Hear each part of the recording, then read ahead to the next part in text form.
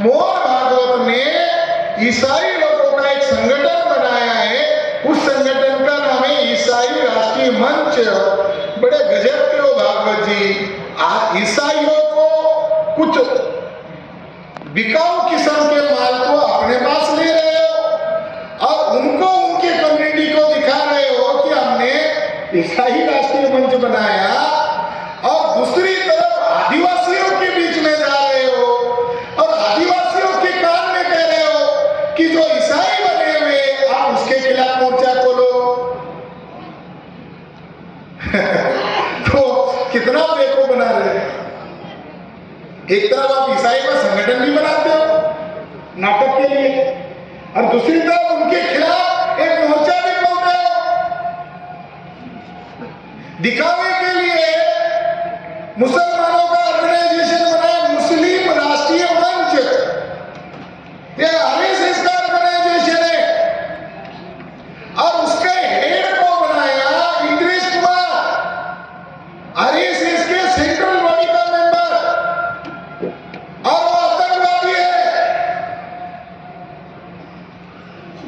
वो आतंकवादी व्यक्ति को हेड बनाया मुसलमान का, जिसने मुसलमान लोगों को जेल में घुसाया, बम फोड़े ब्राह्मणों ने, जेल में गए बेकसूर मुसलमान। मुशर्रफ साहब ने सबूत के आधार पर इंद्रेश कुमार के पाप की गिनती की है।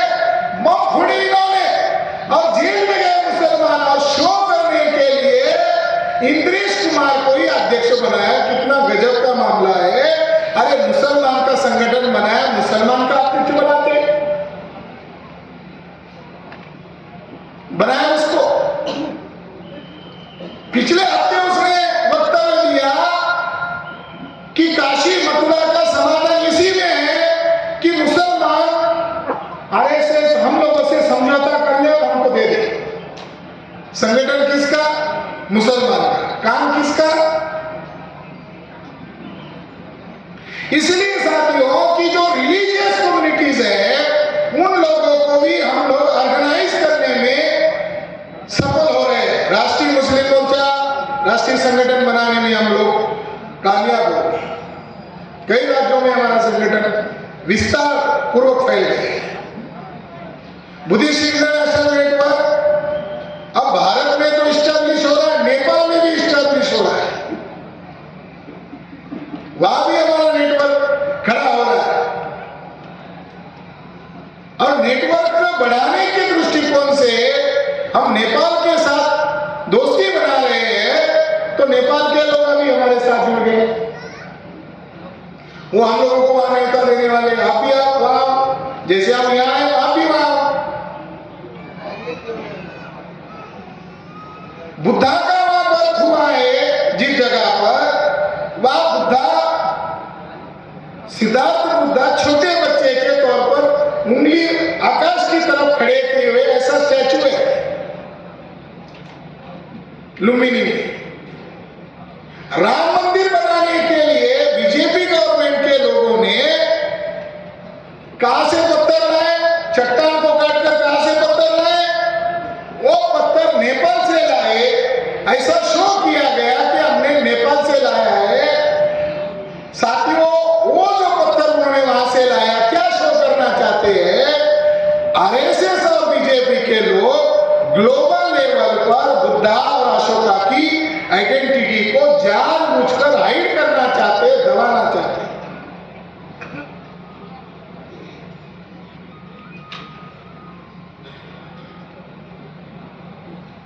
एक जानकारी हमारे पास आई है, वो सेंसिटिव जानकारी है कि बोध गया पर ब्राह्मणों का कब्जा होने के कारण वो एक्ट ही गलत है, जिसके कारण 4 बुद्धिस्ट मेंबर रहेंगे, 5 नॉन बुद्धिस्ट लोग रहेंगे, यानी बुद्ध धर्म के विरोधी लोग उसके प्रमुख रहेंगे। तो ब्राह्मणों का कब्जा होने के कारण ही वहां पर बम ब्लास्ट किया गया। बोध गया पर ब्राह्मणों का कब्जा होने के कारण बम ब्लास्ट हुआ। और बोध गया को लगकर ही उन्होंने जो टेम्पल बनाया है, वहां पर रथ यात्रा करने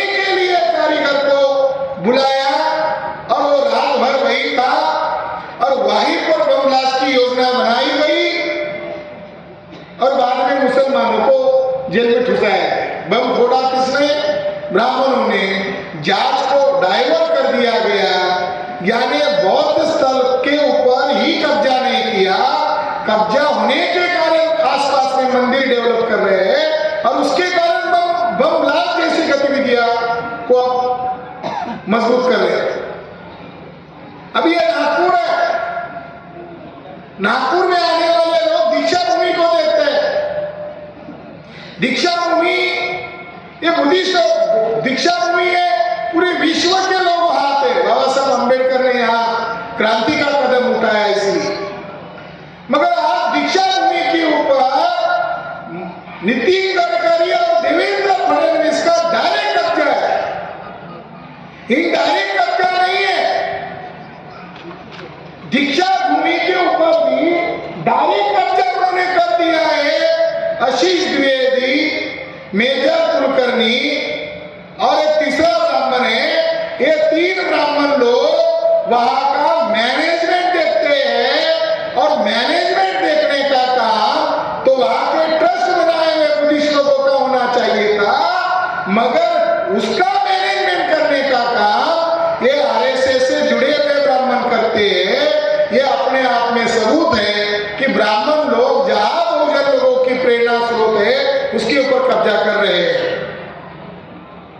तो इसलिए साथियों, जैसे बोध गया को मुक्त करने का अभियान कर रहे हैं, तो बुद्धिस्ट इंटरनेशनल नेटवर्क को यह दीक्षा भूमि आरएसएस से मुक्त करने का अभियान भी चलाना होगा। जो जैनों का मामला प्रोफेसर फडणे साहब बता रहे थे, तो जैनों का जो वास्तविक इतिहास है वो पता ही नहीं है। जैन लोगों को पूछो तो जैन लोग भी बोलते हैं हमें मालूम नहीं है। तो जैन लोगों का भी ऑर्गेनाइजेशन हम लोग बना रहे हैं और राष्ट्रीय स्तर पर बना रहे हैं। मैं संगठन के काम के लिए उदयपुर गया था और उदयपुर जाने के बाद वहां पर मुझे केसरिया नाथ एक मंदिर है इसकी जानकारी मिली। तो मुझे जिज्ञासा हुई कि वो किसका मंदिर है, तो पता चला कि वो जैनों का मंदिर है। तो अंदर जाने देंगे क्या? तो उन्होंने कहा अभी जैनों का बहुत जमावड़ा होता है, तो अभी दिन में आपको नहीं मिलेगा, मगर आप एकदम सवेरे सवेरे अगर उसको देखना चाहते तो वहां ब्राह्मण लोग जलाभिषेक करते हैं और जलाभिषेक करते वक्त बोली लगाते हैं। जो ज्यादा बोली लगाएगा फिर उसको मूर्ति को छूने तक देते हैं। तो मैं और हमारे साथी गए और मेरे साथ एक आदिवासी कार्यकर्ता था, वो नया नया जुड़ा था, उसको बहुत गुस्सा आ रहा था कि ब्राह्मण जैनों के मंदिर पर कब्जा कैसे कर रहे हैं। तो जब बोली लगाने की बात आई तो वो आदिवासी जो 100 से बोली हो रही थी उसने एकदम 2000 3000, तो जैन लोग कम बोल रहे थे, हमारा आदिवासी ज्यादा बोल रहा था और ब्राह्मण फिर गुस्सा ही हो रहा था। फिर बाद में वो पैसा उसने लिया क्योंकि हमको उस मूर्ति का पुरातात्विक ढंग से अध्ययन करना था। हम जब तक नजदीक नहीं जाएंगे तो पता ही नहीं चलेगा। तो वो मंदिर 100% जैनों का है। तो जैन बाहर बैठते हैं और पंडे अंदर बैठते हैं। तो मैंने वहां के जैन लोगों को पूछा, आप लोगों को बुरा नहीं लगता कि आपकी आइडल्स आपके प्रेरणा स्रोत पर कब्जा है और आप उनको पैसा देते हैं और वो लूटते हैं? तो बोलते हैं कोर्ट में केस चल रहा है। कितने साल से? 50-60 साल से चल रहा है, अभी तो कोई फैसला नहीं। मगर राष्ट्रीय जैन मोर्चा के जरिए से ऐसे जैन स्थलों को मुक्त करने का अभियान अब हम आने वाले समय में चलाएंगे। और जैन अगर आवाज नहीं उठाते हैं, जैन आरएसएस बीजेपी से अगर डरते हैं, तो बुद्धिस्ट इंटरनेशनल नेटवर्क जैनों की भी लड़ाई लड़ेंगे। केवल बुद्धिस्टों की लड़ाई नहीं लड़ेंगे, जैनों की भी लड़ाई लड़ेंगे। और ये जो भारत है, ये मूल निवासियों का भारत है, इसको आजाद करने के लिए SC ST OBC में हम जन जागरण कर रहे हैं, संगठित शक्ति का निर्माण कर रहे हैं, उसी तरह जो रिलीजियस कम्युनिटीज है, जो समानता को मानने वाले लोग हैं, उनको संगठित करने का, ट्रेनिंग देने का, उनको जो साधन और संसाधन चाहिए वो प्रोवाइड करने का काम हम हमारे ऑर्गेनाइजेशन के माध्यम से करेंगे। मैंने कल एक मुस्लिम लोगों की मीटिंग में एक उदाहरण दिया, वो बात बताकर मेरी वाणी को मैं खत्म करूंगा। मैंने एक उदाहरण दिया कि सबसे बड़ा विद्वान मुसलमानों में कौन है, तो मुसलमानों ने कहा कि सबसे बड़ा विद्वान जो है जाकिर नाइक है। तो मैंने उनको कहा आप जाकिर नाइक किधर है, तो जाकिर नाइक अब भारत के नागरिक ही नहीं, जो सबसे बड़ा विद्वान था उनका नागरिकता ही छीन ली गई। अब उनकी गलती क्या है? RSS के ब्राह्मण को अपने मंच पर बुलाते थे, उनको ज्ञान देते थे, सांप को दूध पिलाओगे तो सांप डसने का ही काम करेगा। जाकिर नाइक को ब्राह्मण डस गए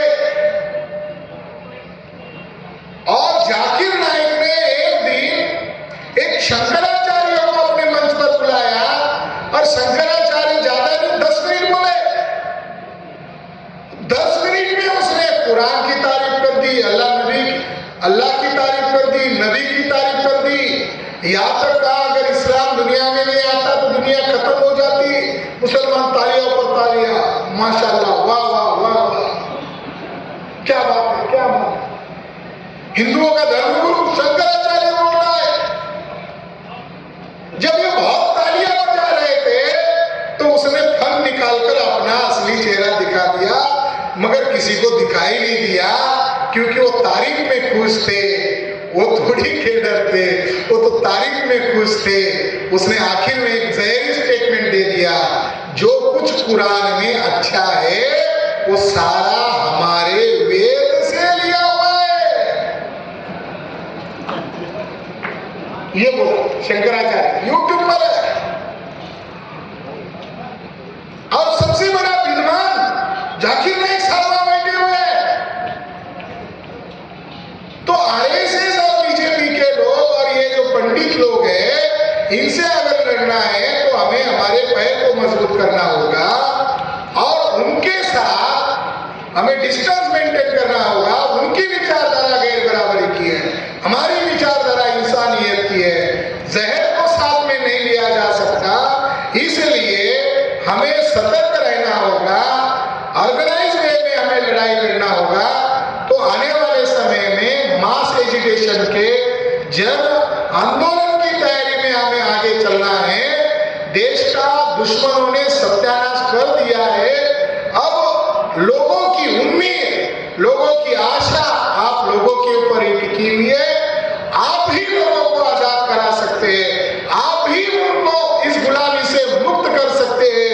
ये केवल भारत के लोगों की नहीं, नेपाल के लोगों की भी आप लोगों के ऊपर उम्मीद और आशा टिकी हुई है। जब मैं नेपाल में गया तो मुझे लोगों को बुलाने की जरूरत नहीं पड़ी, लोग मेरा वहां राह देख रहे थे, मुझे बड़ा आश्चर्य लगा। तो उन्होंने कहा हम यूट्यूब पर आपको देखते हैं, आपकी गतिविधियों को नकल करते हैं नेपाल में, हमें आपसे प्रेरणा मिलती है, आप जो कुछ करते हैं इससे हम सीख लेते हैं। इसी तरह से केवल भारत ही नहीं बल्कि दुनिया के लोगों के साथ हमें कोलैबोरेशन करना होगा और आजादी हासिल करने के लिए जो भी कीमत चुकानी है हम कीमत चुकाने के लिए तैयार हैं। धन्यवाद।